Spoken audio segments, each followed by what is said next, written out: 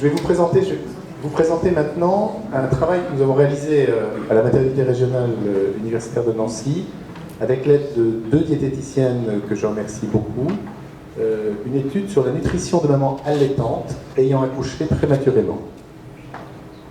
Alors, il est clair que l'alimentation adaptée est essentielle pendant l'allaitement, d'abord parce qu'elle permet d'assurer la santé des mamans allaitantes, et également parce qu'elle permet d'apporter une certaine qualité du lait et de la santé de leurs enfants, comme on l'avait montré dans une étude que je vous ai présentée l'année dernière, l'étude Compolet. Cette étude, d'ailleurs, est nichée dans l'étude Compolet qu'on vous avait présentée. En fait, on s'aperçoit, quand on cherche la littérature, qu'il y a peu d'évaluations nutritionnelles de cette population spécifique. Les mamans allaitantes sont peu étudiées sur un plan de leur rapport nutritionnel. Par contre, persistent de nombreuses idées reçues qui sont fausses ou non confirmées. Je vous confirme que la bière est toxique pour le nouveau-né et n'a jamais favorisé l'allaitement, donc non à la bière, mais une hydratation suffisante est nécessaire, donc oui à l'eau. Donc l'étude que nous allons vous présenter est nichée dans une étude observationnelle sur l'impact des facteurs périnataux de l'alimentation maternelle, et elle avait pour objectif de décrire les apports alimentaires maternels en macroéléments, minéraux, vitamines, fer, et de les comparer aux apports nutritionnels conseillés. Alors, sur un plan méthodologique, il s'agit d'un travail qui est réalisé à la suite d'une enquête alimentaire par des diététiciennes qui sont rompues à cette situation dans le cadre de la grossesse. L'évaluation est faite tous les jours sur une semaine, puis moyennée grâce à un ordinateur qui permet de calculer en fonction de tables de référence les différents éléments nutritifs à partir des aliments. Alors comment on fait en pratique? Alors comme c'est l'après-midi et que c'est l'heure du dessert, je vous ai mis des pâtisseries ici, mais c'est valable pour tous les nutriments que l'on a. Donc on demande à une maman qu'est-ce qu'elle a pris tel repas, tel jour et telle heure comme dessert par exemple. Et elle va vous dire j'ai pris une tarte aux fruits, et il est simple pour l'aider, mais vous avez pris une tarte plutôt comme ça, plutôt comme ça, ou plutôt comme ça. Et ça permet d'apprécier, avec les limites toujours de l'aspect déclaratif, ça permet d'affiner de cette façon un petit peu pour l'ensemble du nutriment. C'est un classeur qui fait plus d'une centaine de pages, qui permet d'affiner un petit peu l'apport nutritionnel de la maman. Donc la population que nous avons étudiée, on est parti de 118 mères nées dans la période de septembre 2013 à mai 2014. Donc Sébastien Corrès, qui nous fait le plaisir d'être avec nous, avait établi ce travail sur la composition du lait des mères dans le cadre de l'impact sur les enfants. On avait retenu 92 mères qui avaient accepté le principe de participer, étudié 829 échantillons de lait maternel, et 88 mères avaient été retenues, 4 mères avaient dû être exclues, et sur les 88 mères qui nous avaient accordé la possibilité de participer à l'étude, finalement 7 ne se sont pas présentées malgré plusieurs relances aux entretiens de diététique, et au total, les résultats que je vais vous présenter portent sur l'analyse de 81 mères étudiées pendant cette période. Alors la population étudiée, le tableau est fait de la façon suivante. Vous avez ici la moyenne, avec l'écart standard à la moyenne, la déviation standard, la médiane et mini-maxi. On va se reporter un petit peu sur la moyenne. L'âge moyen des mères était de 29 ans, allant de 19 à 42 ans. La taille 1m64, 1m50 à 1m85. Le poids de 66 kg en moyenne, elle est de 42 kg à 110 kg. L'index de masse corporelle de 24,6 en moyenne, elle est de 16,4 à 43. La prise de poids pendant la grossesse, donc de 10 kg en moyenne, était de 0 à 30.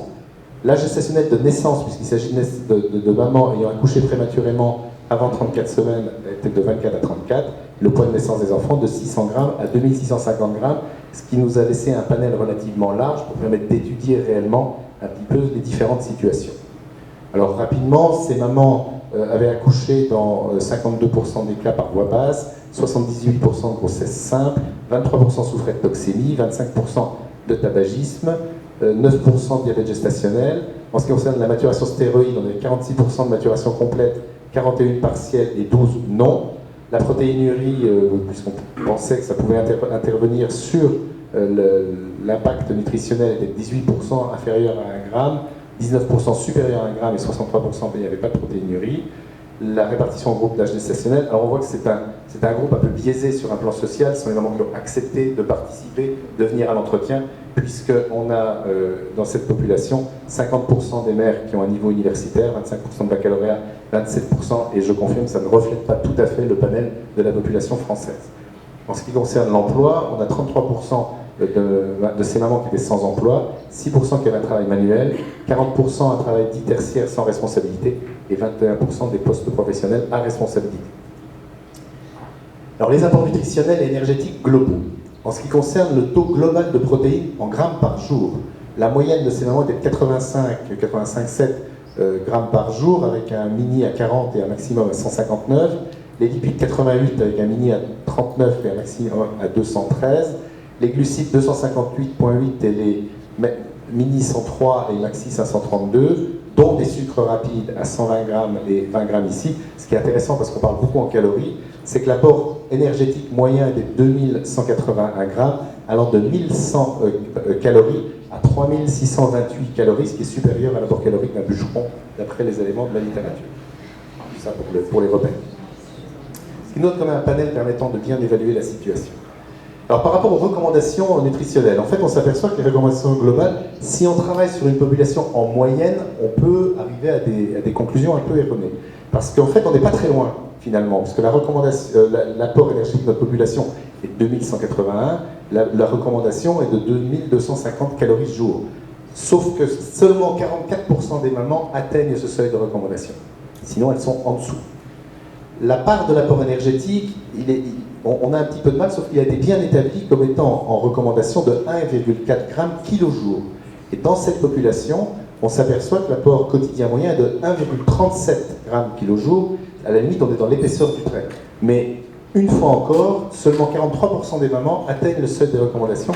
Et vous allez voir que ce n'est pas forcément les mamans auxquelles on s'attend qui sont en dessous des apports nutritionnels qualitatifs sur un plan des protéines. Globalement, ça paraît assez sympathique sur un plan nutritionnel, puisque 16% de l'apport énergétique est apporté sous forme de protéines, 47% sous forme de glucides, certes un peu beaucoup de sucre rapide avec 20% et 36% de lipides, ce qui n'est pas un déséquilibre majeur, c'est plutôt assez ce qu'on attend, même si c'est un petit peu beaucoup de sucre rapide ici. En ce qui concerne les apports en fer, minéraux et vitamines par rapport aux besoins nutritionnels moyens, donc le tableau est fait de la façon suivante. Rassurez-vous, on va aller assez vite sur le tableau, vous allez comprendre pourquoi.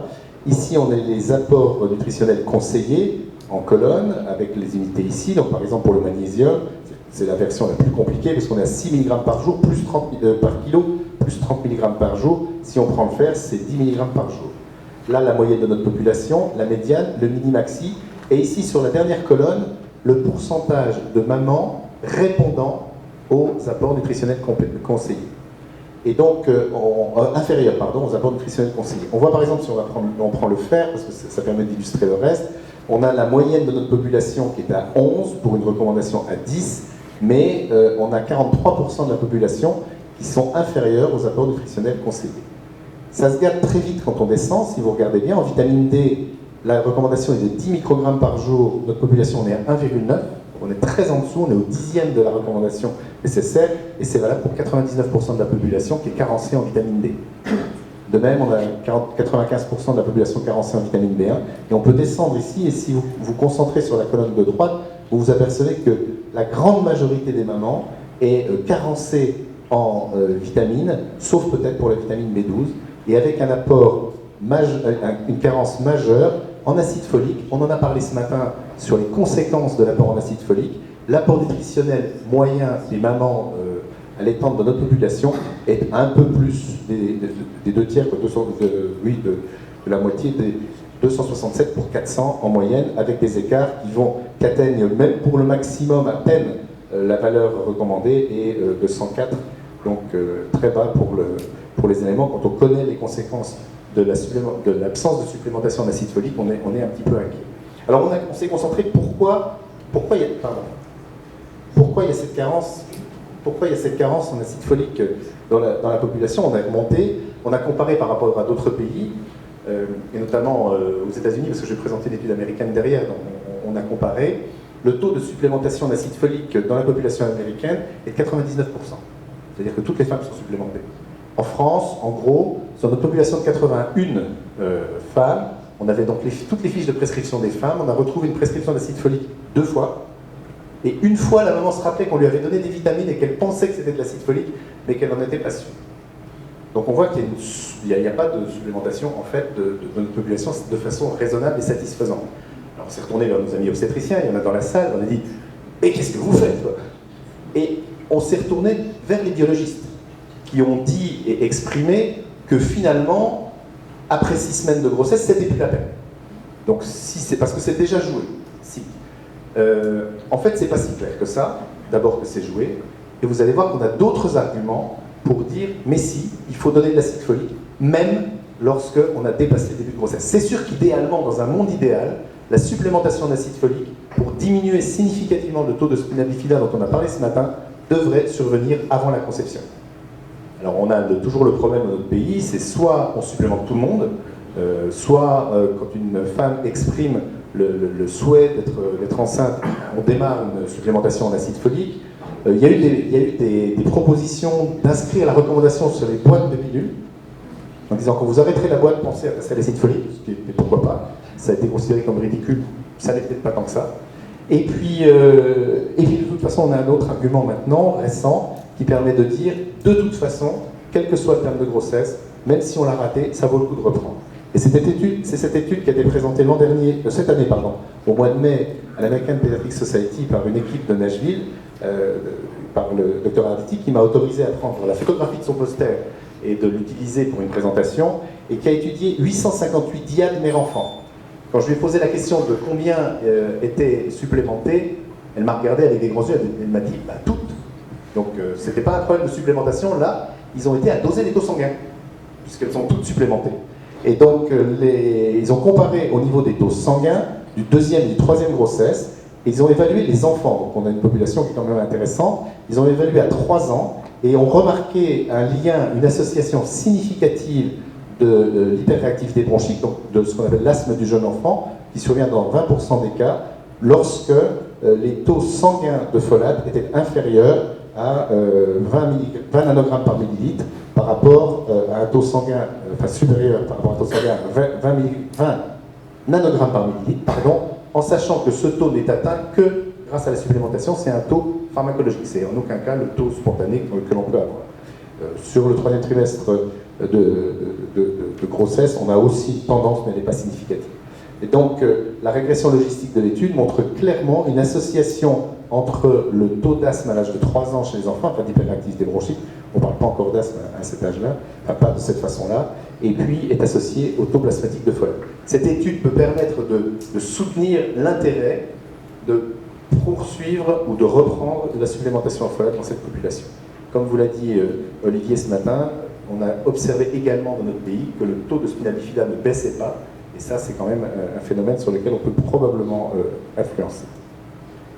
Donc l'intérêt de poursuivre une supplémentation en folate, au moins au 2e trimestre de grossesse. Les hypothèses de mécanistiques commencent à être développées. On parle d'épigénétique, d'effets antioxydants et surtout aux taux qui sont recommandés. Il n'y a pas d'effet secondaire qui a jamais été observé avec la supplémentation en folate.